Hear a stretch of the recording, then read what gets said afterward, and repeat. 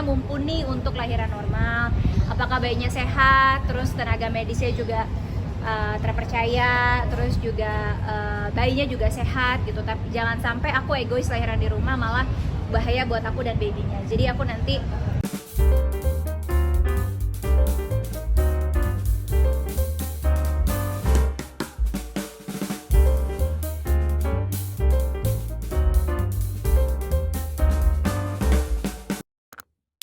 Perkembangan janinnya udah 8 bulan. Alhamdulillah makin segar, makin sehat, udah mau masuk 8 bulan. Kemarin ngitungnya 7 bulan, ternyata udah masuk 8 bulan. Makanya agak-agak bingung. Insya Allah besok Habib mau ajakin baby moon.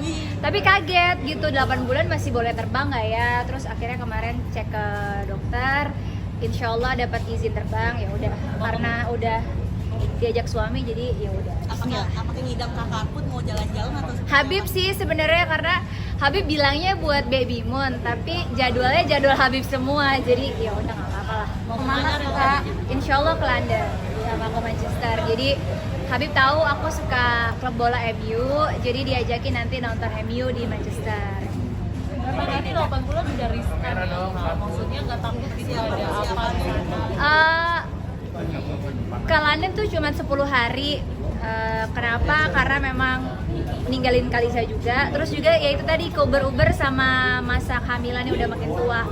Riskan, memang riskan, tapi kalau udah dapat izin dari dokter, kemarin dicek, insya Allah babynya sehat, kuat. Jadi ya udah Bismillah kita berangkat. Kak, 8 bulan ini apakah ada masalah kan dari janinnya mau trouble-troublenya atau apa sih? Nggak ada sih, alhamdulillah semua hamilnya lancar kayak hamil yang pertama. Makanya pas mau diajak ke sana ya udah buru-buru pulang karena takutnya malah kalau udah terlalu tua hamilnya kan nggak boleh terbang. Malah nanti lahiran di sana malah lebih repot lagi di sana, soalnya kan nggak sesimpel di sini gitu. Jadi normal atau sensor atau gimana? normal lah, lahir gitu. Pengennya sekali tiup langsung lahir. Aku normal karena yang pertama juga kan lahiran di rumah. Sekarang masih bujukin Habib untuk minta lahiran di rumah lagi. Tapi Habib kayaknya yang kali ini agak-agak masih mikir dulu maunya di rumah sakit gitu. Tapi kalau aku tetap pengennya di rumah. Emang kenapa kamunya di rumah? Enak. Kalau di rumah tuh aku ngerasa nyaman. Karena kan ada yang orang punya fobia sendiri. Aku fobia rumah sakit, nggak nyaman. Terus kalau lihat rumah sakit bawaannya kayak parno, stres gitu. Nah takutnya nanti malah kalau aku tekanan dan lain sebagainya nggak rileks, takutnya nggak happy, malah jadi mengganggu proses persalinan. Karena yang aku tahu kalau orang mau lahiran itu sebenarnya yang tempat yang ternyaman kan.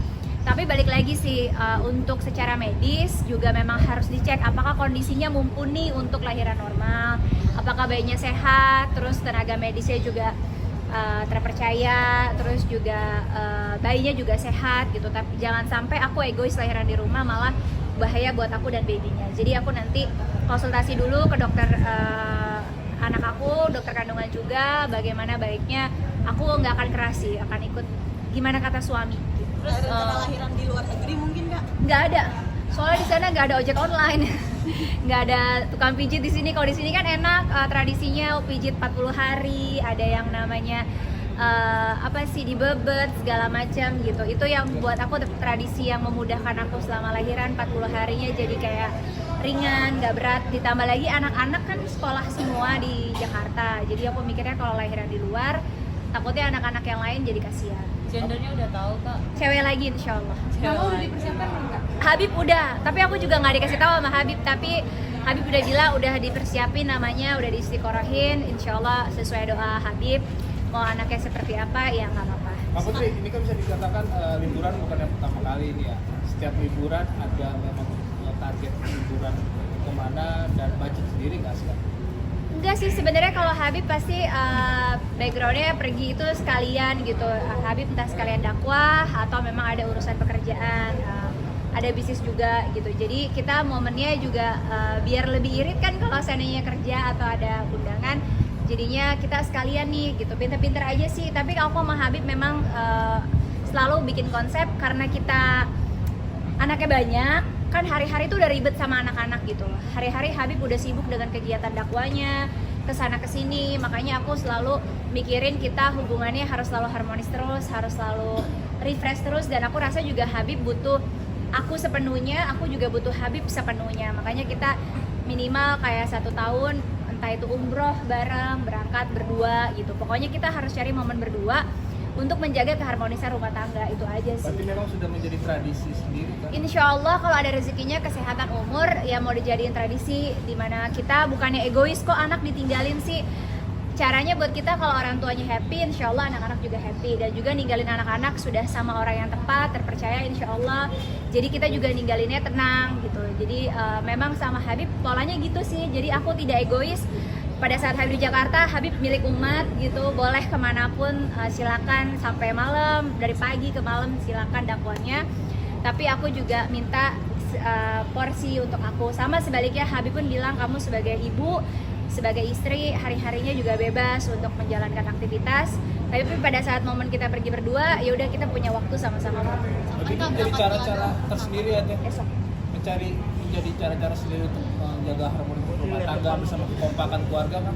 Iya, karena kan zaman sekarang kan rumah tangga itu menurut aku banyak setannya, apalagi aku yang miskin ilmu gitu, banyak godaan, banyak setannya, banyak rasa-rasanya kalau seandainya kita nggak selalu dijaga, nanti ada yang jenuh, ada yang bosan, atau ada yang belum diobrolin, atau belum ada yang diskasin, atau kurang bumbu-bumbu lah, aku bilang gitu.